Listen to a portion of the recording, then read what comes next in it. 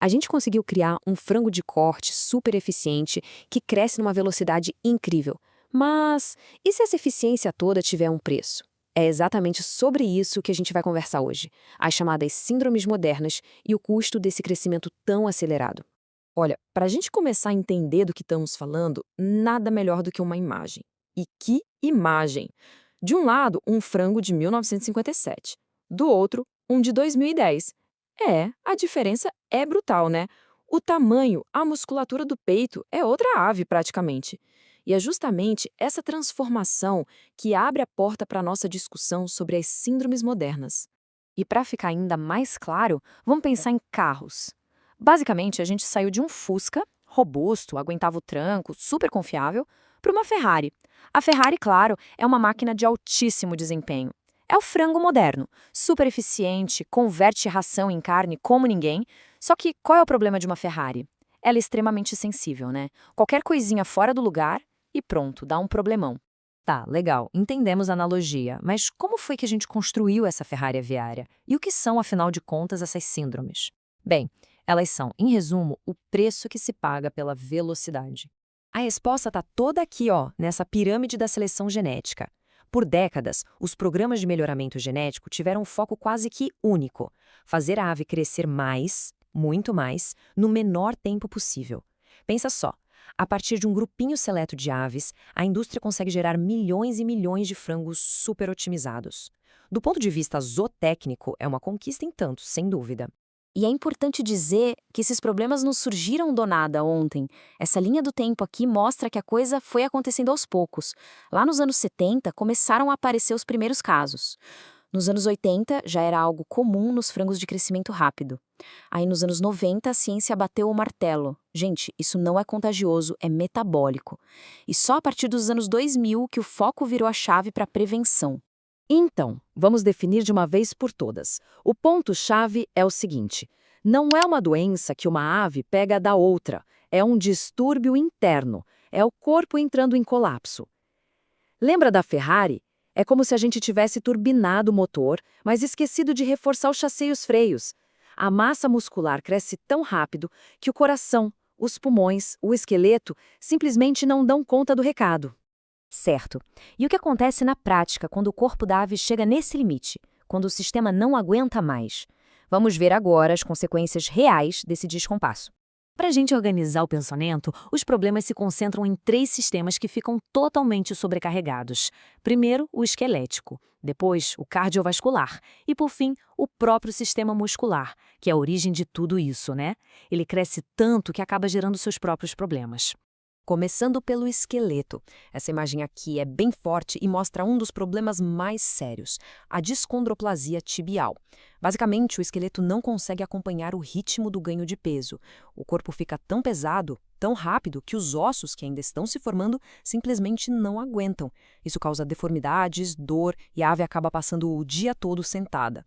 E se a gente olhasse por dentro do osso, o que veríamos? É isso aqui. Na esquerda, um osso saudável. Agora, olha o da direita.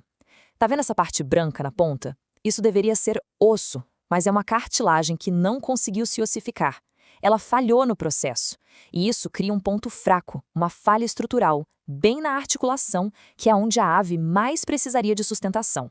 E os sinais que a gente vê no aviário são bem claros. A ave começa a mancar, reluta em andar, fica muito tempo sentada, as pernas ficam tortas, arqueadas, os joelhos inchados. E aí vira uma bola de neve. Com dor e dificuldade para andar, ela não vai até o comedouro, não vai até o bebedouro. Come e bebe menos, e isso compromete todo o seu bem-estar. Saindo do esqueleto, vamos para o sistema cardiovascular. E aqui temos um problema clássico, a ascite, mais conhecida como barriga d'água. Pensa comigo, aquela massa muscular gigante do peito precisa de muito, mas muito oxigênio. Para dar conta, o coração e os pulmões têm que trabalhar num ritmo frenético. Uma hora, eles não aguentam. A pressão sobe tanto que o líquido do sangue começa a vazar para dentro da barriga da ave. E os sintomas são um reflexo direto disso. A ave fica ofegante, o abdômen fica inchado, estufado. A crista e as barbelas, que deveriam ser vermelhinhas, ficam arroxeadas, um sinal clássico de falta de oxigênio. E claro, o animal fica apático, quietinho no canto, se isolando do grupo. Agora a gente chega no sistema muscular. E essa citação aqui é perfeita porque mostra a grande ironia da situação. O nosso sucesso em criar um peito de frango enorme foi tão grande que o próprio músculo ficou sensível demais à falta de oxigênio. Ele cresceu tanto que a circulação sanguínea não consegue mais irrigar ele direito. E essa falta de oxigênio no músculo gera problemas que chegam lá na ponta, na nossa mesa. Por exemplo, o peito de madeira. O filé fica duro, fibroso, com uma textura estranha. Ou então, o peito espaguete, em que as fibras do músculo se soltam, perdem a liga. Muitas vezes isso só é notado lá no abatedouro, gerando prejuízo e, claro, uma péssima experiência para quem compra. Ok, a gente viu os problemas no esqueleto, no coração, no músculo, e aí fica a pergunta, né? Se isso não é uma doença que a gente trata com remédio, se é um problema estrutural, então qual é a solução? Tem solução? A resposta, felizmente, existe. E ela não está no tratamento, mas sim na prevenção. A palavra-chave é equilíbrio. É sobre como a gente pode ajudar essa Ferrari a performar bem sem quebrar no meio do caminho, permitindo que o potencial genético se expresse, mas sem levar o corpo do animal ao colapso. E essa prevenção toda se sustenta em 3 grandes pilares, que estão totalmente conectados. Não dá para fazer um sem o outro. São eles: o manejo, a nutrição e a ambiência. Vamos ver o que significa cada um na prática. No manejo, por exemplo, é possível usar programas de luz para estimular as aves a andarem mais. Na nutrição, o segredo é ter uma dieta super balanceada e controlar a energia para que o ganho de peso não seja explosivo demais. E na ambiência, o básico bem feito. Uma cama de qualidade, sempre seca, uma ventilação que funcione bem e, claro, não superlotar o galpão. Essa imagem é um tanto quanto surreal, eu sei. Mas, de uma forma bem exagerada, ela captura a essência da discussão. A gente focou tanto, mas tanto no crescimento muscular, que talvez tenhamos chegado a um extremo. E isso nos obriga a parar e pensar um pouco. E no fim a gente volta para essa grande questão.